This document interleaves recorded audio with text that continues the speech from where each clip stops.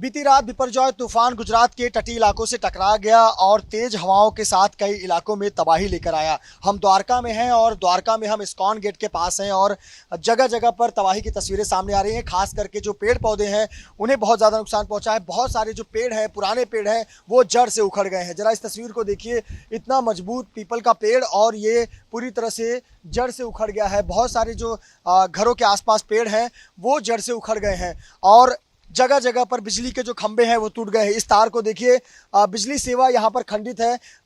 इस प्रकार से देखिए तार गिरा हुआ है और यहाँ ठीक मेरे सिर के ऊपर देखिए ये बिजली का तार टूट कर गिर गया है। खंभे कई जगहों पर गिर गए हैं। इस इलाके में बिजली नहीं है। जब तक पूरी बिजली बहाली तब तक नहीं होगी जब तक कि ये फिर से दुरुस्त नहीं किया जाता है। आपको सड़कों की तस्वीर दिखाते हैं और ज़रा देखिए इन तस्वीरों को और अनुमान लगाइए कि तेज़ हवाओं ने और भारी बारिश ने कितना नुकसान किया है। जगह जगह आप देखिए किस प्रकार से तबाही के निशान आपको नज़र आएंगे और ये देखिए सड़क के किनारे बड़े बड़े जो पेड़ हैं वो गिर गए हैं। इतने बड़े मजबूत पेड़, इतने पुराने पेड़ धराशायी हो गए हैं। इतना शक्तिशाली तूफान था, जब इतने बड़े पेड़ नहीं टिक सके तो आप कल्पना कीजिए कि सड़कों पर यदि कोई व्यक्ति होगा तो उसकी क्या हालत होगी। देखिए किस प्रकार से यहाँ पर बहुत सारे पेड़ गिरे हैं। ऐसे पेड़ गिरे हैं जो जिसमें फल लदे हुए थे। ये देखिए बहुत सारे पेड़ ऐसे हैं जिसमें फल लदे हुए थे और यहाँ देखिए सड़कों के किनारे जो छोटी छोटी दुकानें हैं वो दुकानें पलट गई।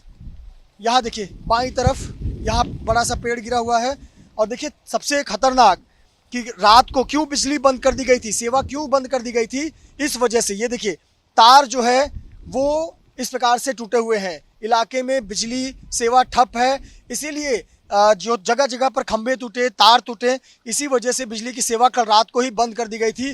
पूरा ये द्वारका शहर अधिकतर क्षेत्र अंधेरे में था। यहाँ देखिए बिजली के तार इस प्रकार से यहाँ पर टूटकर गिरे हुए हैं। इलेक्ट्रिसिटी ठप हो गई है। ये देखिए इतना मजबूत पेड़ जड़ से उखड़ गया है। तो कल्पना करिए हवाओं की गति कितनी रही होगी जिसकी वजह से काफ़ी ज़्यादा नुकसान हुआ है। कुछ स्थानीय लोगों से हम बात करने की कोशिश करते हैं। कल तूफान आया, इस इलाके में कितना नुकसान हुआ है, क्या क्या नुकसान हुआ है? बहुत नुकसान हुआ है। उस तरफ का सब वो पतरा, सीमेंट का पतरा उड़ गया। हाँ। इस तरफ ये देखो सब पेड़ गिर गया। अच्छा, लाइट कब से नहीं है? इलेक्ट्रिसिटी कब से भी गिर गया, ये दोड़ा। अच्छा, हाँ। और कब से नहीं है आपके एरिया में लाइट? कब से नहीं है? 2 दिन हुआ। 2 दिन से? 2 दिन से बंद।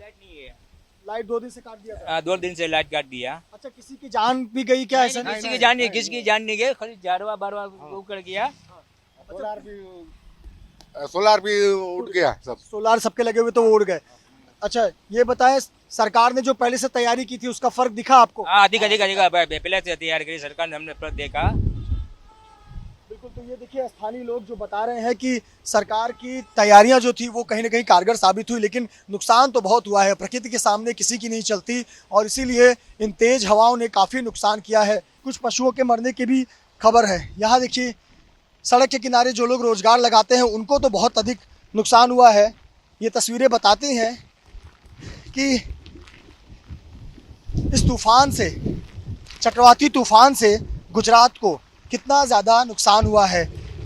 पेड़ तो हज़ारों की संख्या में पेड़ गिरे हैं और देखिए सड़कों पर पानी जमा है। मुख्य सड़क है ये, कोई गली का रास्ता नहीं है, ये मुख्य सड़क है।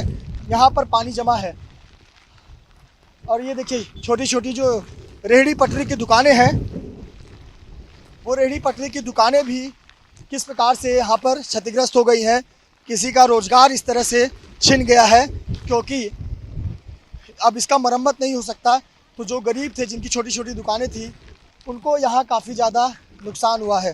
तो ये तस्वीरें बताती हैं कि चक्रवाती तूफ़ान भले ही चला गया हो लेकिन उसका असर, उसका प्रभाव ज़रूर देखने को मिल रहा है और इसकी वजह से काफ़ी ज़्यादा नुकसान हुआ है। देखिए बड़े बड़े जो होर्डिंग है, बड़े बड़े होर्डिंग गिर गए हैं। छोटी छोटी दुकानें थी, वो दुकानें पूरी तरह से नष्ट हो गई हैं, बर्बाद हो गई हैं, कुछ बचा नहीं है।